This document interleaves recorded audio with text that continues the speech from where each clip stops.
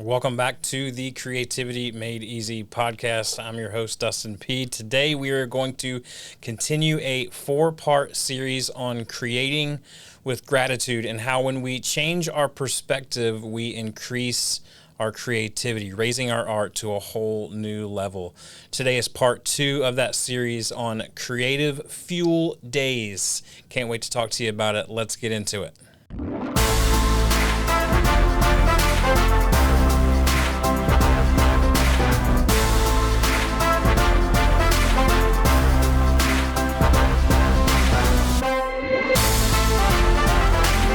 Thanks so much for joining me today. Like I said, I'm your host, Dustin Peed. I'm so honored to be going through this series with you on creating with gratitude. I do believe it is a game changer for all of us and whatever creativity we are endeavoring into.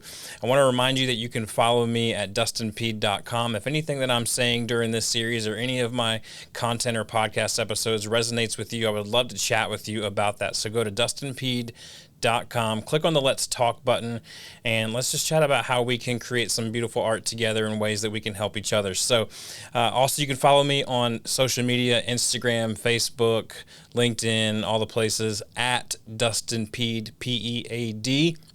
If you are listening to this, thank you so much for listening. I would really love a 5-star review if you wouldn't mind rating and reviewing the podcast on whatever audio platform that you're listening to this on. If you're watching on YouTube, welcome. So glad that you're here.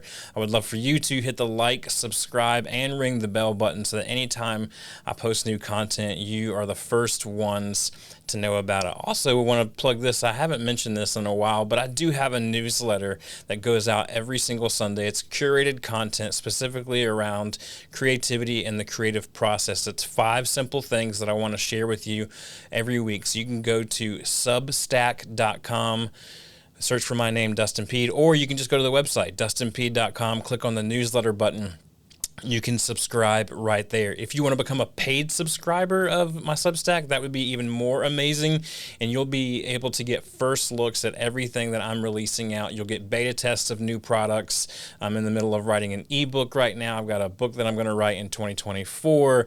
There's all kinds of fun, exciting things coming out, and if you're a paid subscriber on Substack, you will be the first one to get, receive, review, give feedback on all of those types of things. So go to dustinpeed.com and click on the newsletter for that. So, what is a creative fuel day? This is something that kind of came to me in my years of full-time local church ministry. Towards the end of that, the last church that I served under, we had what was called renewal days, and we were required to take those days once a quarter. So every 3 months, we were required to do those, and it wasn't just like an additional PTO.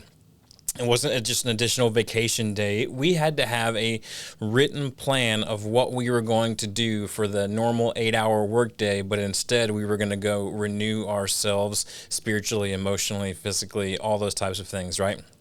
And so as I got to thinking about that, I was like, wow, this is something that not only do I think everybody should be doing, but I think we could also add another type of renewal day to this, specifically when it comes to our creativity. This is something that I've done with creative teams all throughout my career where I say, let's get out of the office, let's get out of the space, let's go and do a thing together, let's go and see something together. Or myself, I just need to take a day to refuel creatively because we're constantly putting stuff out. And so that's how this kind of idea came about of a creative fuel day. It's an intentional day set aside for you to refuel your creativity. Just like anything else, if all you do is pour out and you never take time to fuel back up, you're gonna run out of momentum in just a short period of time. So I recommend, just like we did the renewal days, I recommend that you do these about once a quarter if possible. And if you can't afford to take it during a weekday, if your company won't allow you to do this during your regular time, take a Sunday or a Saturday and be intentional about this time and make a plan. Make a plan for these days, because otherwise you're just going to go out and wander and you're going to come back and you're like, oh, I spent all this money. I went to the mall. I shopped. I did this. Now I got some regret of some things that I bought and spent money on. But if you have a plan, you can know exactly what can fill you up. So what should you do on these creative fuel days? Number one thing I would suggest is maybe you just need to unplug. Maybe you need to unplug from social media. You need to unplug from your phone.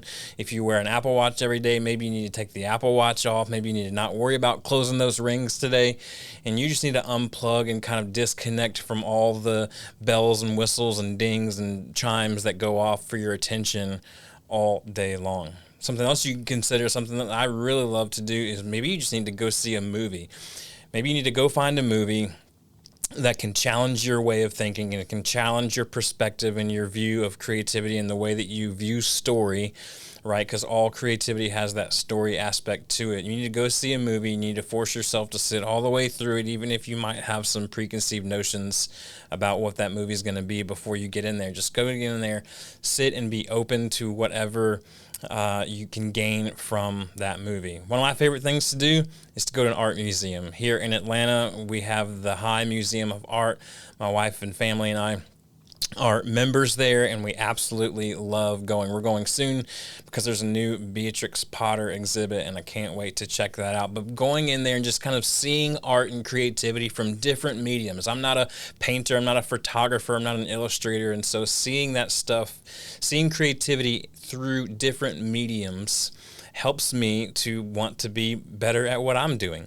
And it helps me have a different approach in the things that I'm creating each and every day. And maybe there's a thought that comes while I'm there that I never would have thought of unless I had kind of exposed myself to some other type of art medium. Maybe you need to go explore a new neighborhood. Maybe you live near maybe the next town over you've never went to. You heard they had a cute downtown, but you never went to it. You heard they had some nature trails, but you never experienced it.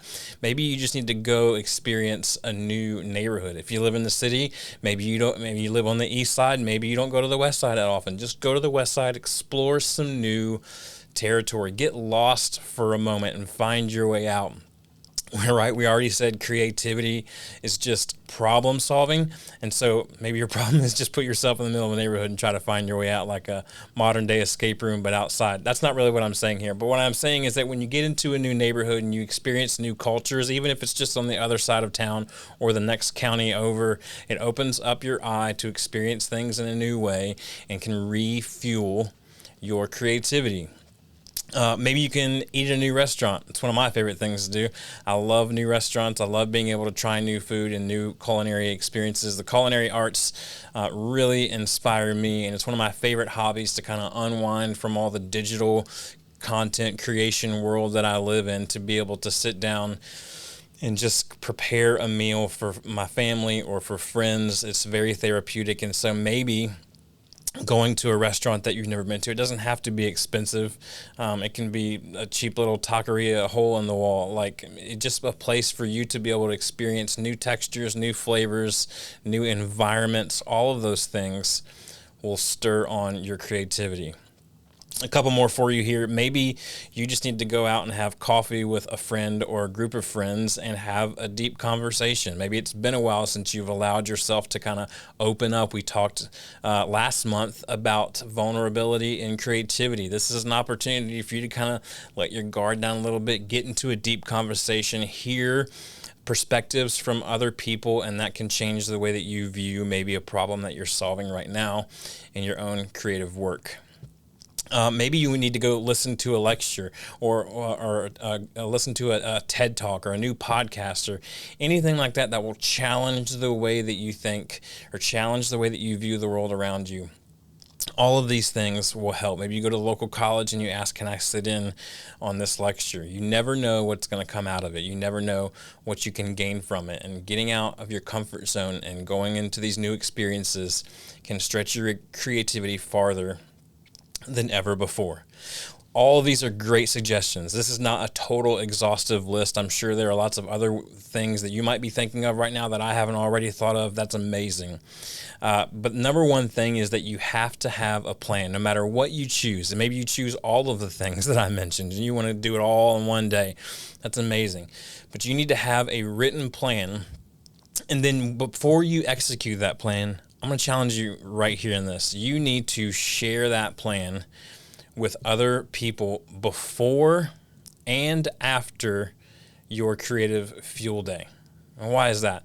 You need to do that because it's going to keep you accountable to, one, do what you said you're going to do. The moment we tell other people our plans, then now it's out there, right? The cat's out of the bag. Now we have to do what we said we were going to do. And then honestly, coming back to after that day is over and being able to tell other people about your experiences is a bit of a memory lock for you, right? It's why they say if you teach something, you're more likely to remember it than if you're taught something. And so at the end of your day, you want to be able to sit down with one or two people or text people or call people and say, I went on a creative fuel day today. This was my plan. This is what I learned. This is what I gleaned from it. It'll stick with you a whole lot longer. I would also say in the same way that teaching and talking out what you picked up that day goes a long way. You need to journal or document any new inspiration that comes your way. Like if you want to unplug, that's great, but take a journal, take a moleskin, take a field notes guide, whatever, and document those things. When you feel inspiration hit, when you're out on these creative fuel days, write them down. What is speaking to you? Why is it speaking to you? Is it a texture thing? Is it a color thing? Is it a sound thing? Is it a font thing? Whatever it is, write it down, capture those things for your notes, because then the next time you need to think differently about a problem that you're trying to solve in your creative art, you'll be able to look down and go, yes, I remember I liked this texture. I remember I liked this thing. So my closing question to you today is, when is your next creative fuel day? When's your next one? I know for me, I'm going to try to get one in during the month of December so that come January, I'm fresh out the gate and I'm ready to go. I do like ending my quarters with creative fuel days before I get into another quarter, but it doesn't matter when you do it. The main thing is that you do it. So pick a date, share it with someone, share it with me, drop it in the comments, send me a message on DM. DM me on any social media account.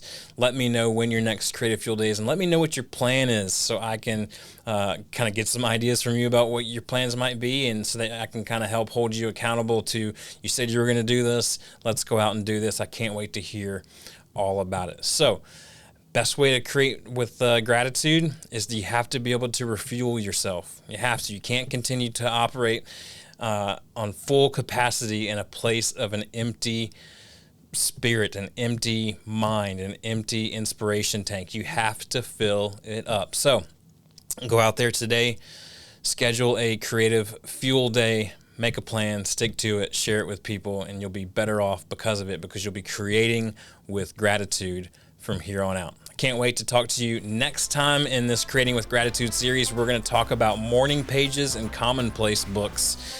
Something that I'm getting back into right now, and I got to tell you, it's really helping me create with gratitude. Cannot wait to share that with you. We'll talk to you next time on Creativity Made Easy.